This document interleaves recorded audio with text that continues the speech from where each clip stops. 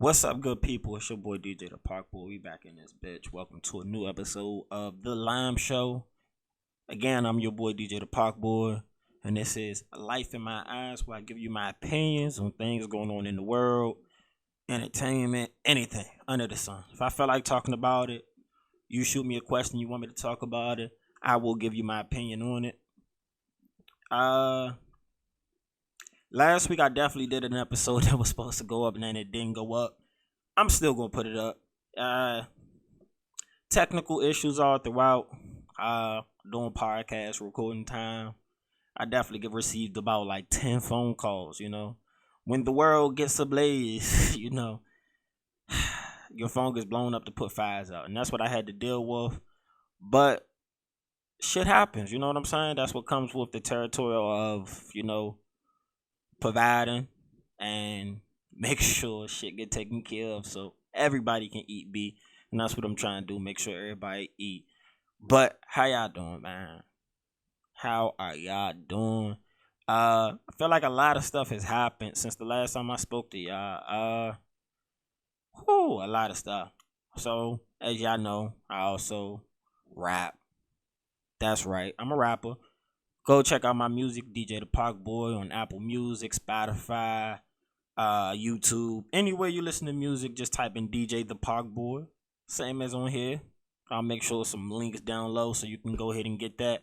But I did a showcase last week, and boy, it felt good. I haven't performed in front of anybody in a while. Went really great. Got to network with some other up and comers. Got to meet some new fans. That's always the dopest part when you make new fans. Somebody comes to you and tell you that your hard work, all the stuff you thought about was worthwhile. They enjoyed it. They appreciated that you put that together. And I definitely went through that moment. It felt amazing. I went up there with I did some songs with Rich. I don't know if y'all ever heard about him, but if you haven't, go check him out too. Really great music. We did 2 songs together, and then I did 2 solo songs. Off one of the songs was off my first project, another one was off my second. Well, I did 2 songs off my second and one off my new project. So got to show a little diversity in the catalog. Again, go check that out. I got 3 projects out right now, all of them fire. I wouldn't tell you to waste your time on anything else. It's me, baby. It's me. You know what I'm talking about. Yeah, and I'm looking a little rugged too. Countdown to Vegas. I'll be in Vegas in 3 days. Dum dum dum. I'm ready to go turn up. I'm ready to go drink all day, smoke all night, do whatever the fuck I like, and not worry about having to do anything else. I'm lying. Of course I'm lying. I still gotta handle business while I'm on vacation. But the fact that I can't work on vacation and it's not as taxing as it should be, it's gonna be beautiful. That's why you try to set yourself up for positions like this. I like the fact that I still have a chance to earn money while on vacation. Passive streams of income is something everybody should be trying to attain in life. When they say 7 streams of income, they mostly mean passive streams of income. That means money you don't even have to really work for. You put the work in, or you made the investment, and it's just paying off for you in the long run. So sometimes you bet on yourself, you gamble on yourself, and this is the payoff. I'm definitely going to have fun in Vegas. While I'm out there, I'm supposed to be going to a Summer League game. First time I've ever been to a Summer League game. Go see some of the young ballers. I think that's going to be dope, Definitely going to go drink a lot. Last time I went out to Vegas, I drank a lot. You know what I'm saying? People are literally drinking all day and night. If you haven't been, you should go. It's a fun place to go. You definitely gonna spend some money. You want to have fun. And then we're supposed to go to New. I think that's the name of the place. I'm gonna go look it up. I don't want to butcher it like that, but it's supposed to be like a weed tasting room, the first one in America. So I can't wait to go do that. I think that's dope. Weed tasting room. It's called New. I was right. The cannabis marketplace is supposed to be the world's largest dispensary. The first tasting room in America, and it's on the Indian reservation. So that's kind of dope. I can't wait to go do that. Excuse me. But yeah, I'm expecting that to be one of the highlights of my trip right there. Going to that dispensary, and I'm gonna be a kid in the candy store. As you can probably tell now, we say yes to weed. We say yes to weed. We here on the Next Up Network, baby, and I own it. So, we say yes to weed. We do. We don't discriminate. So, Shakari, come over. You know what I'm saying? Especially after we seen what some of them Jamaican runners did. Shakari, you might want to come over here with me anyway. You know what I'm saying? Because, I'm definitely going to get into that. I know I can't wait to get in my sports takes every time it come up. I can't wait. But, yeah, I feel like I just jumped subject and stuff. But the performance went great. Shout out to all my new fans. Shout out to my original fans. Shout out to Amy and everybody that supported me. Packed it out, man. Packed it out. It was beautiful, man. And my support system is amazing because I do have some amazing people around me when it comes to support. Not everybody's going to be there to support you the way some of the people around me did. They showed a lot of love, and I really appreciate that. With all the success you may achieve, you always want to try to remain somewhat humble. Because, again, it's a roll of the dice. Not everything's a roll of the dice. Statistically, they would say some things are a roll of the dice, but you can actually put yourself in position to win in a lot of cases when it's rolls of dice. It's about work ethic. Are you going to outwork the next man? Are you going to outwork the next person? Are you going to outwork the next woman? Are you going to do that? Are you going to put the necessary effort in to achieve the goals that you set for yourself? And that what becomes part of the mentality that you need. Are you going to go above and beyond and do the small things? You're going to go learn this. You're going to go learn that.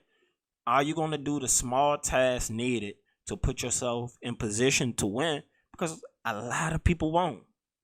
They'll sit around and they will do the lowest, they'll have the lowest hanging fruit mentality. So whatever's the easiest to accomplish just for that, they'll go learn that. But the greats immerse themselves into their field. And that's something that you tend to learn, Use that on your next job interview. Tell them that you immersed yourself into your field. And HR director's going to look at you a little different because you know what? They like hearing shit like that. They like hearing that you're out there learning on your own because you love what you do. That's how they're going to take it. And that's how most people should take it. If you love what you do, you learn everything about it that you can.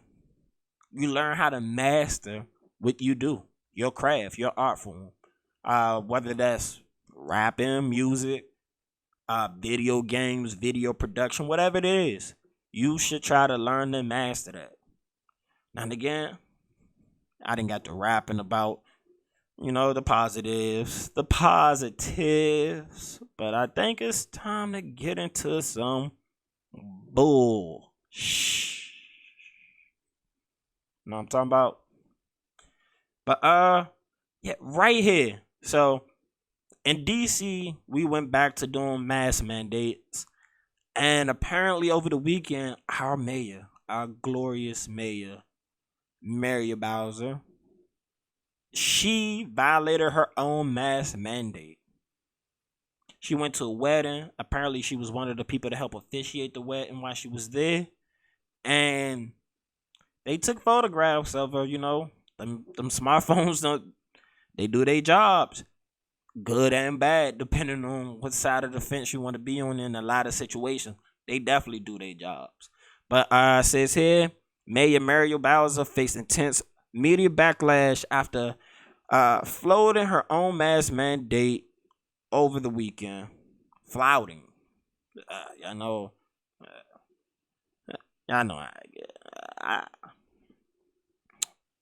On Sunday, photos emerged of the Democrat mayor allegedly officiating a wedding without a mask. Additional photos also showed Bowser maskless along with hundreds of other wedding guests at the L.I.M.E Hotel in the district's Adams Morgan neighborhood.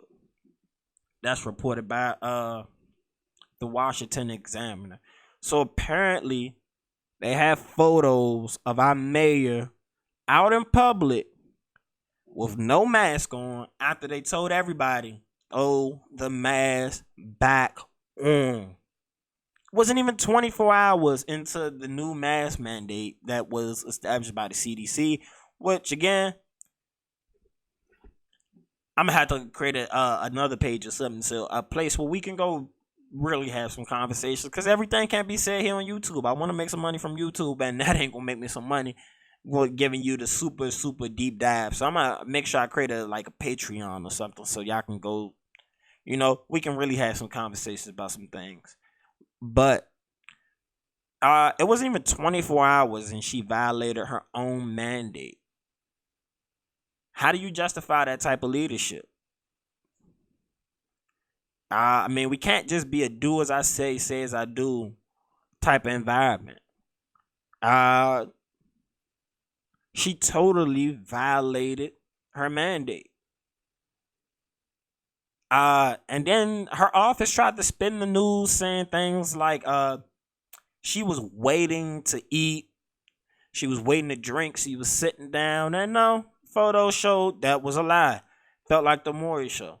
So I don't know. It's tough. My family grew up Democrats their whole lives. The older I got, I've always been politically inclined. But also, when I was young and I was into politics, we had George Bush as a president. So to judge him as a president compared to other presidents, it's easy to look at that side and say, damn, George Bush really fucked up. Kanye was right. He didn't care about black people. We saw what happened after Hurricane Katrina and things of such like that. Fake weapons of mass destruction. His presidency was just horrible. So living through that lens, it's easy to push me more to one side. So I definitely voted Democrat, or my family votes Democrat. Most people I know vote Democrat. DC is a Democratic state, not in terms of democracy, but this is a Democrat landlocked. They have it on hold. Like, it's nothing you can do about it. They have it on hold. It's like Revis Island over here for the Democrats. Nothing's going past. So as you get older and you start watching some of the things they do, and it's like, wow, you're supposed to be our help. But why in places where the Democrats have controlled everything for like 40 years? 40, 30, they've had control of government for a long time. Why in these areas do we have persistent problems that continue to exist? The crime, the poverty, the poor educational systems, we have the same thing. And most people's response would be, throw more money at it. That's what the Democrats would tell us. And then you go ask for a breakdown of how that money's being spent, and you see a lot of that shit getting squandered. A lot of it's being squandered. I can't think of the guy's name right now, but I'm pretty sure me talking about it, somebody go find it. There's a guy who's starting schools and educating black kids for like $5,000 a school. He can start a school on a shoestring budget and educate the black kids better than most public school systems. So that shows you that just throwing money at a problem isn't going to fix things. We got all these brand new looking schools, but the statistics still show that we're behind in a lot of cases. So yeah, we deserve to have nice buildings to go into, but what's the solution for the public education system? Do we have a solution for the public education system? Especially in a lot of these democratic grand cities. I'm not a Republican. Definitely not. I'm definitely not a Republican. Trust me. I'm not an elitist. I'm part of that working class. You know what I'm saying? Even though I my dreams are grander. I'm looking to achieve some massive things. That doesn't mean I can't be one of the people, because I go to work every day. I bust my ass every day. I've never had a silver spoon. I've never had a handout. I did not have that. You know what I'm saying? I struggled. And I learned from the struggle that I no longer wanted to struggle. So I took the steps necessary to put myself in the position I am now. So, I mean, I understand some of the pull yourself up by the bootstraps. I understand that because you have to take responsibility for a lot of the actions that you do on yourself. Personally, I believe it's a 70-30 thing. 70-30. Just remember that, 70-30. 70% is your personal responsibility. It's the decisions you make in your life. Because most of the time, it's the decisions you make in your life. Do I want to do this for 30 minutes versus this for 30 minutes? I can sit and watch a TV show or I can go work out. It's the same 30 minutes, but what you decide to do with that 30 minutes can have different outcomes for what you become or what you are. And then that other 30%, I would say, are the outside factors that just pop up and prop up anytime they can. Those things are out of your control. And you know what I'm saying? If you're born into a certain family, you have no choice but to live with the family you have. But if you have a chance to get out of that situation, you have to make those moves necessary to get out your situation. And everybody view those moves differently. Some people would have said education my way. Other people want to go selling drugs because, I mean, that's the option they saw in front of them. They thought they could do, from pimping to anything else that would be considered illegal. Those were options or decisions people made. There are people who come from poverty and make it out. And then there are people who, perpetuate the cycle of the systemic things we have wrong with our neighborhoods. I mean, that's another deep dive conversation. Again, I'm an independent. My vote's not guaranteed to nobody. I vote on policy. So whoever has the best policies to line up with me is whatever I'm going with. So the world was set abuzz over the weekend as it looked like Nicki Minaj was taking hella shots. The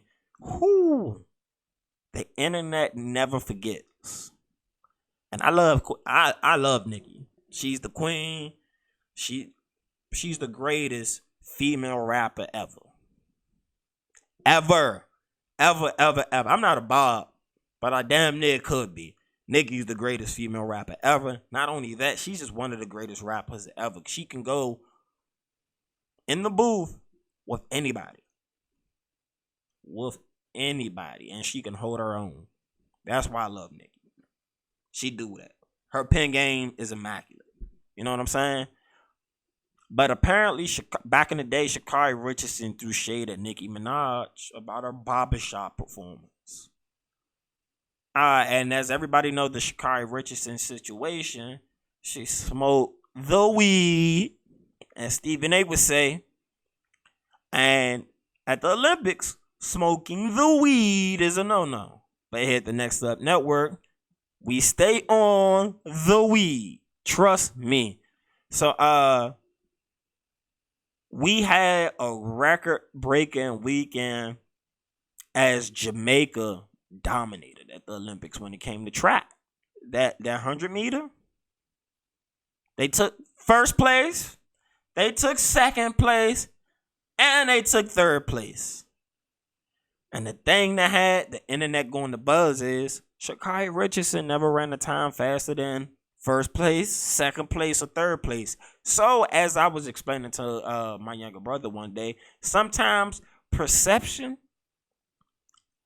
is way better than reality when you put things into context. So, I'm not a track and field guy, but I do watch a lot of Speak for Yourself. Shout out to Marcellus Wiley and Emmanuel Acho. I think hands down, they're the best duo talking sports on TV. That's why I appreciate watching their show. And one thing I also appreciate about their show is their love for track and field. I'm not a track and field guy. I won't pretend to be one. But boy, oh boy, was they talking about these women down in Jamaica for a long time. For a long time.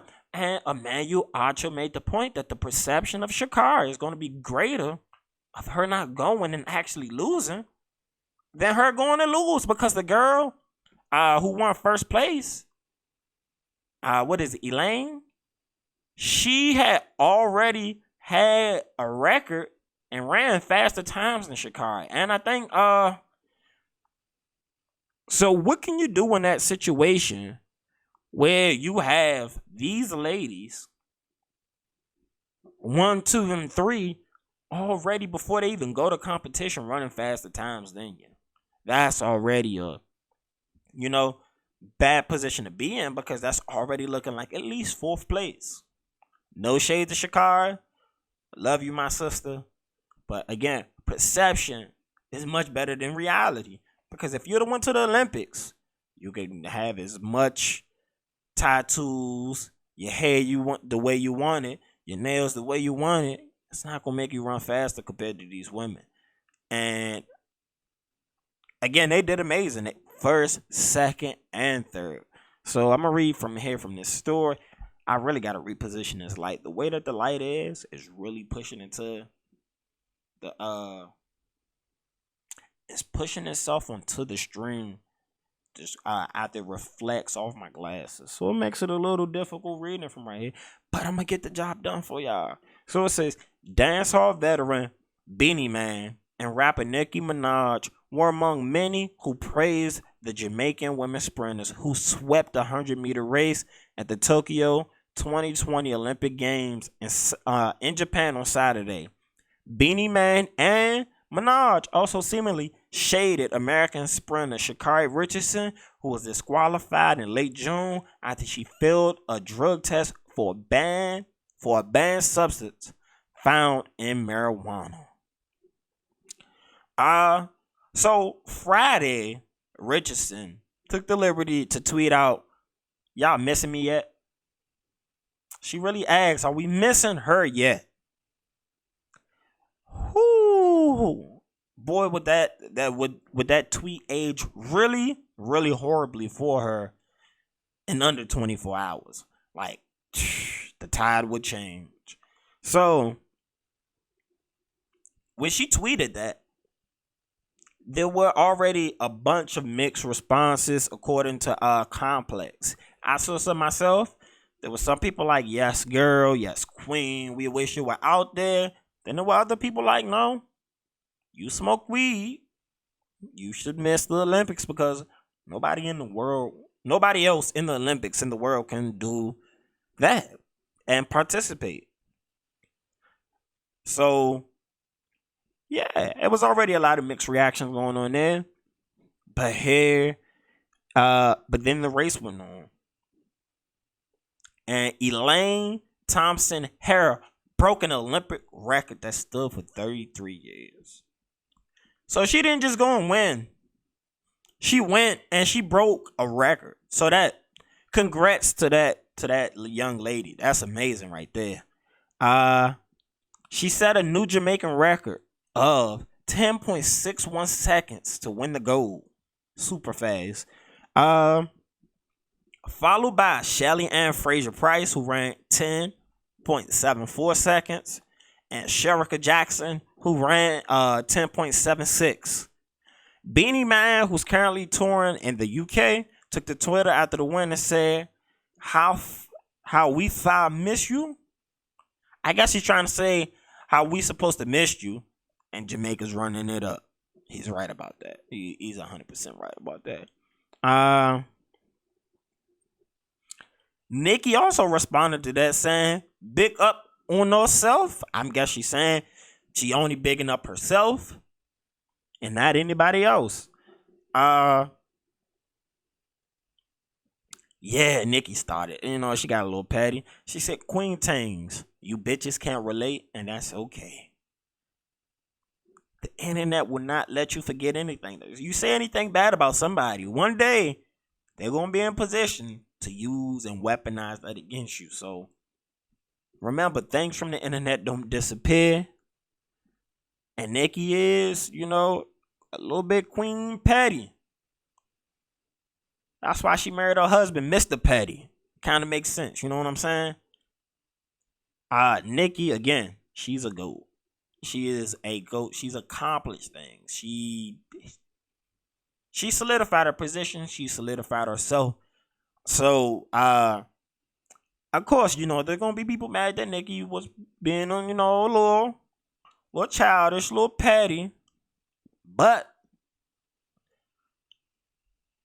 you can't throw stones when you live in a glass house, and when you're a public persona, you never know when it's your day. People have to recognize and realize that you never know when it's your day. So watch what you say, because things will come back. So getting into the next story, Coi LeRay comes out and says crowds don't show love because she's too different. I don't know if y'all saw any of the videos from Rolling Loud. She was performing. Personally, I like Coi LeRay. I love her as a personality. She's so bubbly. She's so energetic. She's so positive. She's always dancing. Dancing usually brings good energy around people. Whether you believe it or not, it's always been there and stated.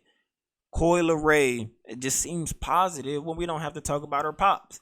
But musically, I feel like she's a much bigger personality than her music. And her music has to catch up to her personality. Not saying that it won't do that. It just has to. Her personality grew and exploded so much on social media. So everybody knows you more for your social media videos and antics, from you dancing, shaking your butt, people judging that and all that. All of those things.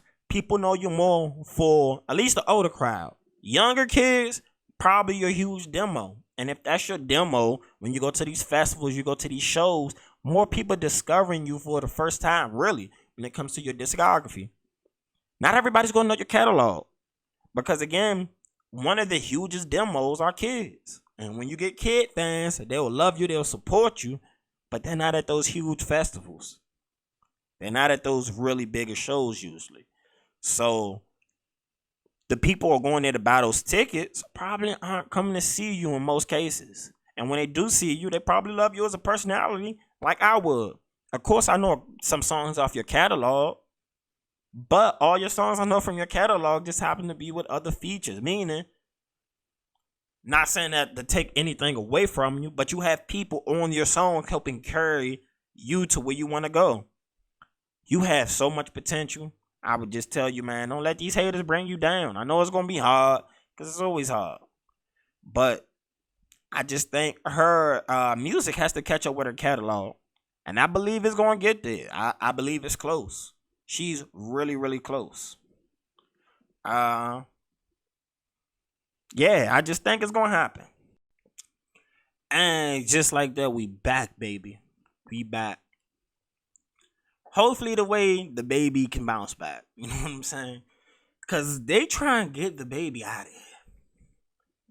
They not holding back any cut cards. They're not holding back anything. Seems like everybody's trying to line up to take out DaBaby. What he said at Rolling Loud, you can't make an excuse for. But putting it into context, if you go to nightclubs, you sometimes hear some wild stuff on the mic from the host to hype up the club, just to get a reaction. Just putting that in a context. If you go to urban nightclubs in some places, whoever's on the mic is going to usually say something to all the time to try to get reactions out of people. When I was going to school in Memphis, one of the most famous lines a DJ would love to say is, "Girl, dance on your friends." And a way to get the girls dancing. You know what I'm saying? One of the most famous ones, if you got a $20 bill, put your hands up. All my independent women, put your hands up. Single ladies, I can't hear y'all. You know what I'm saying? Y'all know what I'm saying. So it's always been like a roll call response type of thing inside urban nightclubs. Do I think what he said he should have just immediately came out and apologized for? He kind of sort of did. And then he went Super Saiyan mode. Which, again, on a level I can appreciate. Because if you believe in something and you in your convictions, Live in your truth. Live in your truth. Everybody's about living in their truth. And then when somebody lives in their truth and it offends people, they want everybody else to cancel them. But we live in big boy, big girl society. If you don't like somebody, take it upon yourself to stop spending your money and your time with that person. But to completely try to end somebody's livelihood kind of goes against the mental health defense cases that, people love to come up with, They love to say, especially on the left, mental health, mental health, mental health. So if somebody makes a comment to which they again try to apologize for, but his apologies are not initially received, what is he to do in that instance? That's what I'm trying to figure out. What is he to do in that instance? Because his first tweet kind of came off good, I of course will have to go pull it up. I read the tweets probably right after everything had occurred. And initially, the first tweet came off like he apologized. But then he came back and it was like LGBTQ, y'all do y'all. And then he just kept going from there. Which again, if you want equality, you shouldn't care what anybody's doing in their bedroom. Truthfully, you should not care. That's equality. Stop caring about what other people are doing in their bedroom.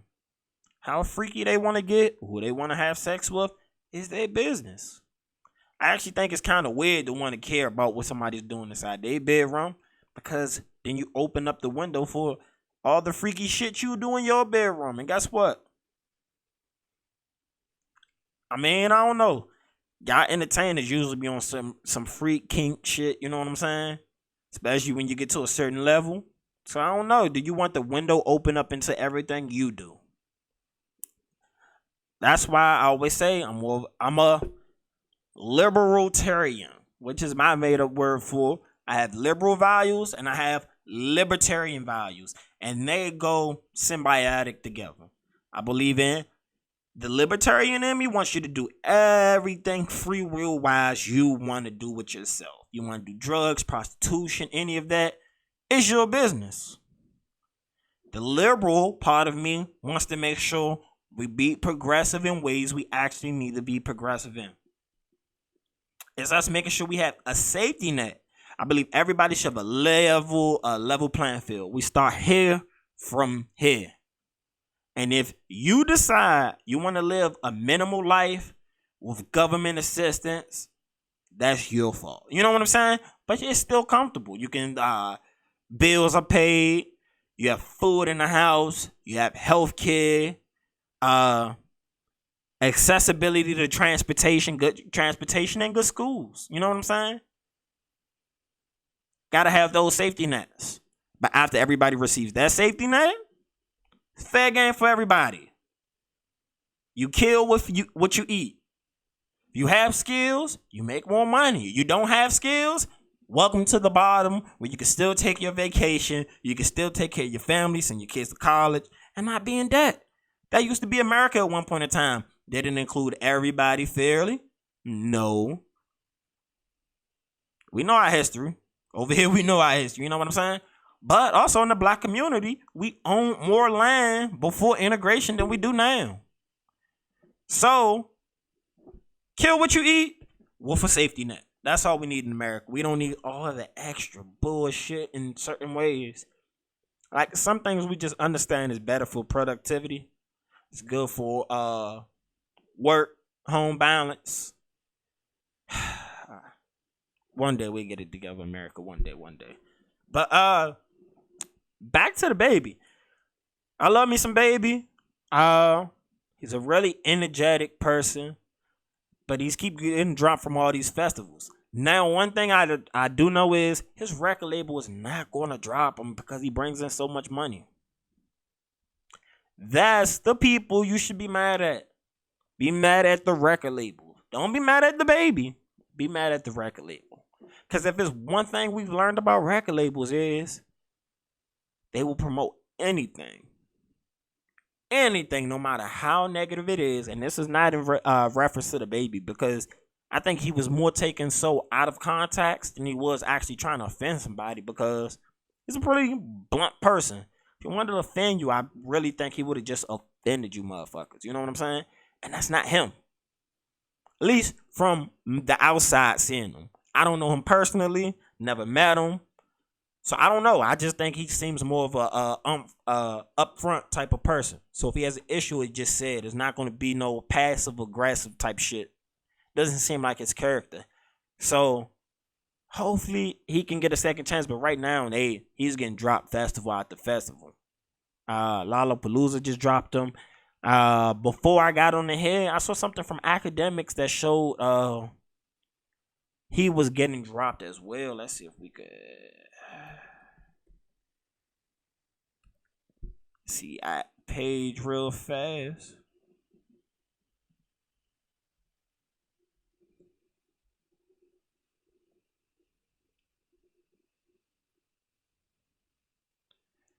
Yeah, so it looks like he was dropped from another festival. The Governor's Ball just kicked off DaBaby off their festival lineup. I'm gonna be real with you all. Festivals finna follow suit unless DaBaby come back begging and pleading. They trying to show him that cancellation is real. Should he apologize again or donate some bread to an AIDS foundation or stand 10 toes down? Whoo. Again, and that's my thing. We literally have rappers openly putting out songs dissing dead people, and a record label will push the button on it. They will push the button on something that will continue actual harm, well, more dramatic harm in our communities, whether you like it or not. The two of the biggest killers of black people are abortions and homicides from black on black crime. And I know black people hate black on black crime because they say, yes, there's white on white crime, there's Asian on Asian crime, there's Hispanic on Hispanic crime, because people commit crimes in the areas they're generally around. Most black people live around other black people, so most of those crimes just take place in those communities. Most of the people I know who's been killed by guns is from another black man behind the trigger. 99% of the time in my life, that's been the case. I've lost a lot of people to gun violence. So, again, it's just crazy. I believe people should be more upset at these labels. I mean, if you're going to cancel DaBaby, cancel the label for letting them continue to promote music and try to make money off the situation. They take every situation that could be potentially negative and monetize it.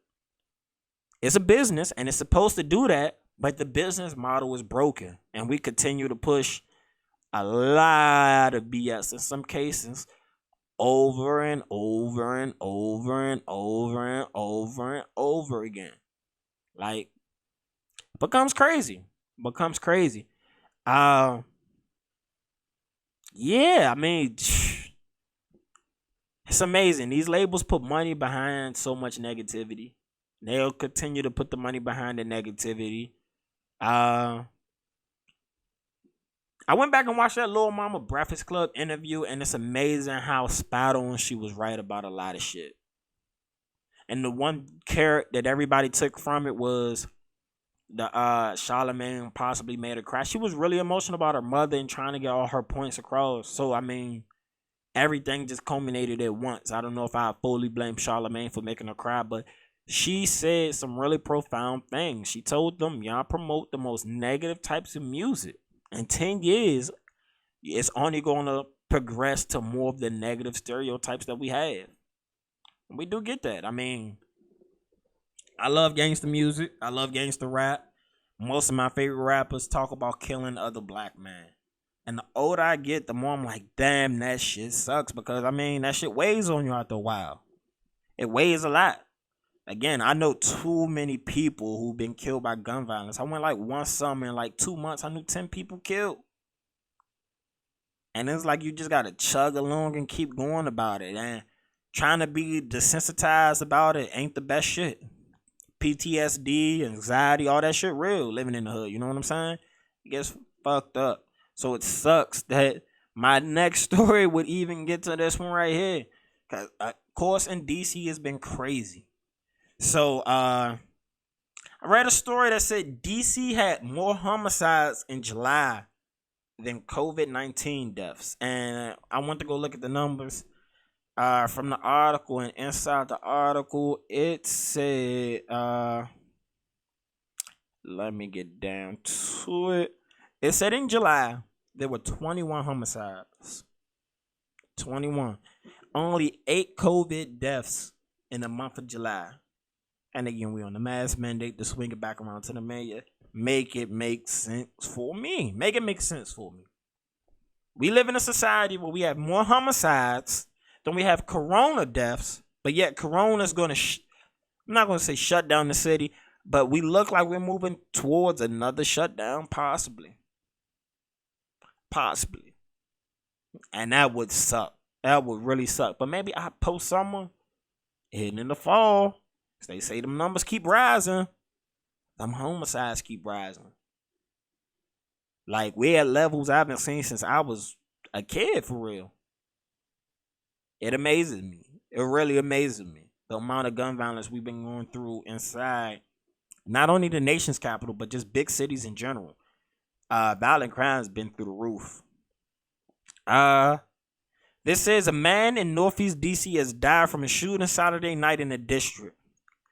DC police said they responded to the 700 block of O Street in Northwest around 11:15. After they heard sounds of gunshots. When they got to the scene, they found a 31-year-old man, Kervin Sanchez, suffering from a gunshot wound. So what I heard from this story, because it definitely got into it more, apparently this was the last death recorded in the month of July for DC, and this man was a teacher. He did fundraisers to make sure his kids had supplies they needed because he worked at underprivileged school districts. He was a father. Everything that I've read in different articles about this man, he was a good guy. He was just at the wrong place at the wrong time. Apparently somebody else got shot, and when the shooting rang off, they said he tried to get away and he just got hit with a bullet trying to run away. Sad story. Again, I tried to say it before. I don't know what the total solution is, but we need to find some type of solutions because stories like that suck. The guy's a teacher. He's a father. He does good in the community. And he gets killed for trying to hang outside. You know, that's rough. That's rough to hear, read anytime you see it. It's never good. This story right here, I found really, really, really amazing. You know, I couldn't wait to get back to sports. The preseason starts Thursday. I can't wait. Football's back, baby. Football is back. And what better way to talk about some goddamn on football? You know what I'm saying? Then to see this. Apparently, the Buffalo Bills are threatening to pack up the wagons and wheel themselves all the way down to Austin, Texas. Whew. Crazy. So this article says the state of Texas is currently home to 2 NFL franchises, the Dallas Cowboys and the Houston Texans. Could there soon be a third? According to a report from ESPN NFL insider Seth Wickersham, the Bills could threaten to move to Austin, Texas. They are reportedly unhappy with their stadium situation. I don't know if y'all know, stadiums are really, really big business. The one hugest downside is that taxpayers are paying for rich people to live a place. They want to move to Austin? Do it on your own dime. Do it on your own dime. Don't come looking for no taxpayer money for your football team. Don't come hit us with the jobs created for your football team. You're a billionaire. You're a billionaire. And I bet a lot of this is probably coming down to lack of city funding, which a lot of stadium issues have always arisen from. These rich people want the taxpayers to pay for something that they have to spend more money to go to games for.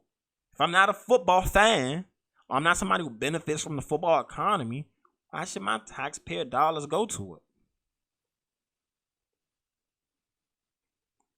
What's the payback plan for this situation? Because we've seen some really sweetheart deals. I think nobody has a better deal than, I think it's Cincinnati. They got the city to pay for their stadium, and then they lease the land back to the city for the city to pay them to play on top of the land, I believe. How, as a leader, do you negotiate these things when they're poor people and homeless people and schools with no heat or no AC, rusty textbooks? How do we spend money on these things? Doesn't make sense to me. But, I mean, a move to Austin would be big. Definitely would be big. Saying they looking to do a $1.5 billion stadium. Whoo. I mean, it's the NFL, so I know somewhere down the line they're gonna try and figure this out because it's too much big business. But I wish they could figure it out without taxpayer dollars. That would be big. Because man, who they be getting over. They definitely be getting over. So apparently LeBron went to a Usher concert, and while at the Usher concert, he was videoed pushing away a fan who runs up on him. I've yet to see this, so it's gonna be fresh eyes on it for the both of us. Let's see what's going on.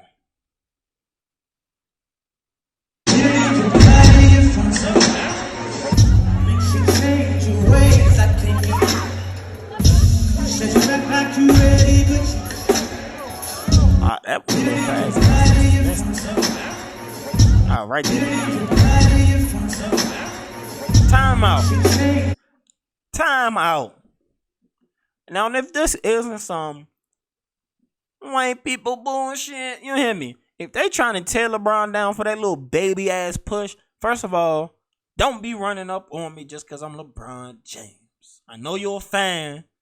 He had a concert trying to be in the audience, and they just running up on him. All right, so you got a Twitter user saying that's literally assault.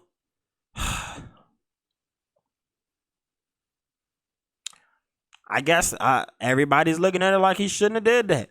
But if I'm out at a concert with my family, please, no matter who, don't just run up on me. Usually you got security. Maybe you're trying to be a little low in the security or whatever it is. Leave LeBron alone. He's a great man off that basketball. He's a great man. I don't even have to put off the bat. He's a great man. We ain't even got to put no pretext, no none of that. LeBron James is a great individual all around. So for somebody to tell me they sent me this, and I was like, oh, LeBron did this, I'm definitely going to check it out while I'm doing the show. That's bullshit. That is bullshit.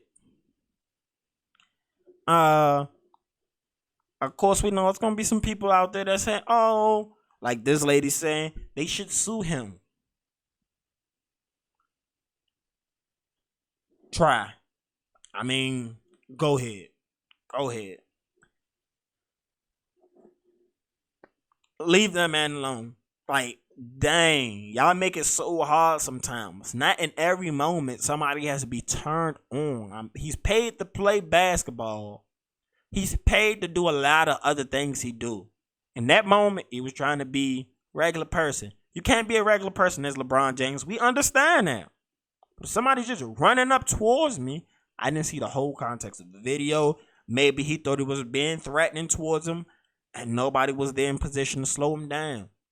Again, context matters. The video comes on, and you just see that small incident right there. So show me the whole video before y'all try to throw a black man under the bus who's done nothing but great things, amazing things. Come on. Now, we're talking about him playing some basketball, him switching teams. You can throw as many shots at LeBron as you want. I'm down. But come on. If I'm with my wife, my children, or if I'm with my wife, come on. Come on. Don't do it. She might pull out that pocket rocket out her purse and shoot at you herself. Self-defense, motherfuckers. You hit me. I'm just saying, man. That was crazy. I can't believe somebody sent me that about LeBron. Like, it was bashing LeBron. I'm so fucking sensitive. So fucking sensitive. Like, can't make it up. So we getting down to the end. And I thought this would be cool to look at. So, Hot New Hip Hop put together a list of all the albums in rap to ever go diamond. And let me read the classification of what diamond is. You have to have sold upwards to 10 million albums in order to go diamond. So, rarefied it. Super rare for you to do this. Let's check it out and see what some of these albums are your favorites. You know what I'm saying? So starting off, the first rap album to go diamond, MC Hammer's Please Hammer Don't Hurt 'Em. Came out in 1990. This came out before I was born, but the impact of MC Hammer, legendary. His pants, You Can't Touch This, dum dum dum dum. Oh, you know what I'm saying? Oh, all that. MC Hammer, legend. We all know the story of him going broke, but we also know the story of him trying to put everybody on in his community. They never tell you that's one of the biggest reasons he went broke. He tried to help everybody. You can't help everybody, but he tried. So the jokes of him going broke should hit a little different when you know why he went. He wasn't just, I mean, he definitely spent a lot of money on materialistic shit, but he also took the whole hood on the road. People probably would have never seen the world. Got to see the world. Probably changed so many people's lives from those short experiences. Of course, those short experiences hurt him. So the next Diamond album, it took 6 years for us to get there. Tupac, All Eyes on Me. That album is fire. Fire. Tupac is just workaholic. He's a beast. He always got a message. He always got something you can ride to. Tupac's one of the GOATs. One of the GOATs.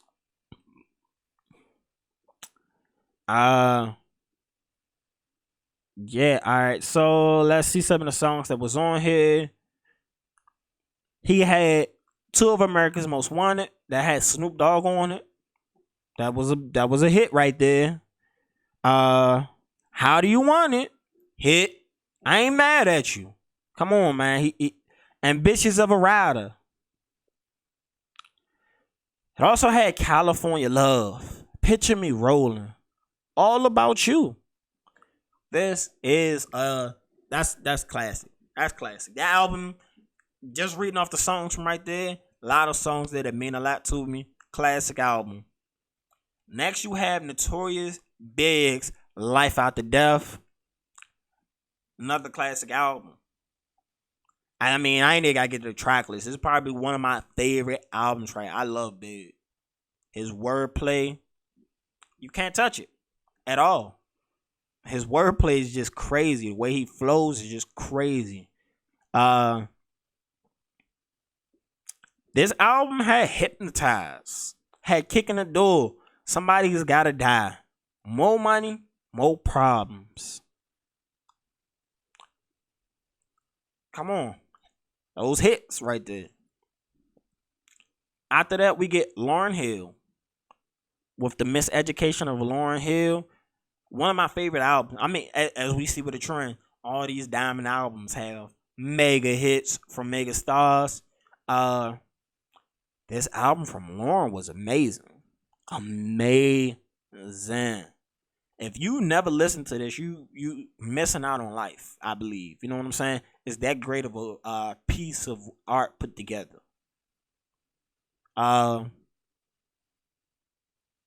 There's no misses.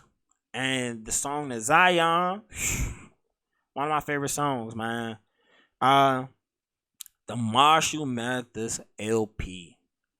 Eminem. When Eminem hit, he hit. He hit.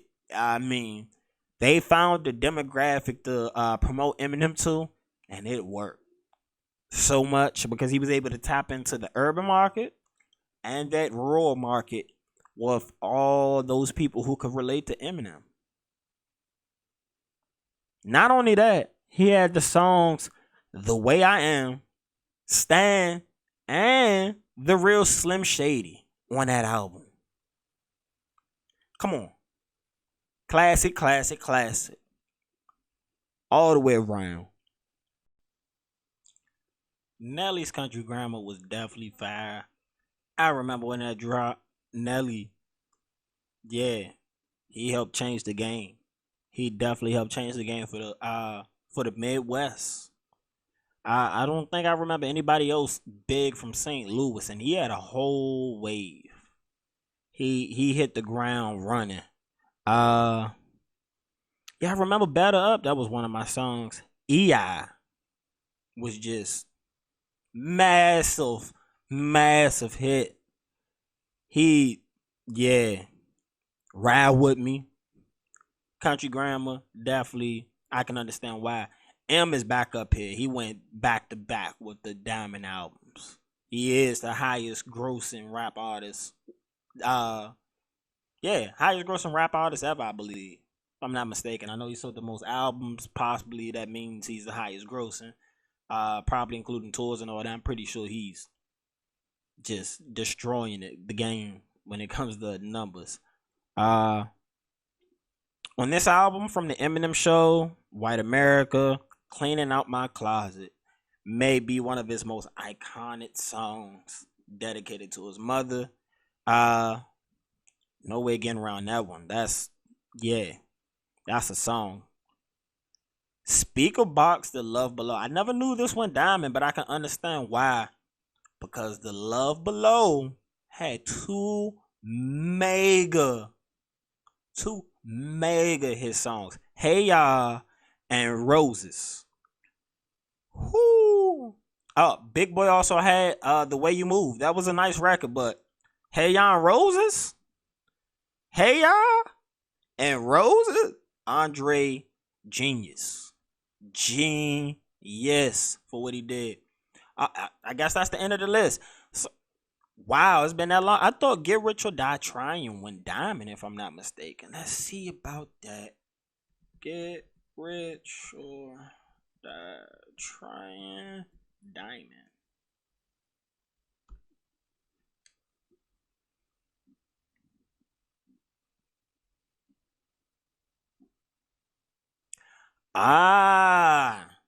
Get Rich or Die Trying did not go diamond. So I guess you learn something new every day. 50 always said that, but it's not true. My man been out here sicing it. Whew, I can't blame him though. That's probably my most favorite album. I can quote that word for word, start to finish. I should have not been in third grade quoting 50 Cent albums word for word, but hey, he was on fire. Fire. But this has been another episode of The L.I.M.E Show. I'm your boy DJTheParkBoy. Make sure you like, subscribe, comment. Go follow my music page. Make sure you follow TheNextUp, of course. More content coming soon. You're going to be really happy with some of the content we got coming on the way. I appreciate everybody who's showing support. Hit my email if you got stories you want me to talk about. I'm going to make sure I bless y'all probably with a video a day till I go to Vegas. Cause I don't plan on doing any videos while I'm out Vegas other than have some videos for Floss Life, which is my video vlog for my rap stuff. If y'all want to go watch that, first episode is Big Pong in the Trap. Believe my next episode is gonna be me actually recording, showing you how I record and do things in my house. But yeah, make sure you go like, comment, subscribe. I appreciate you guys. Share this video. Send it to your friends. I'm out.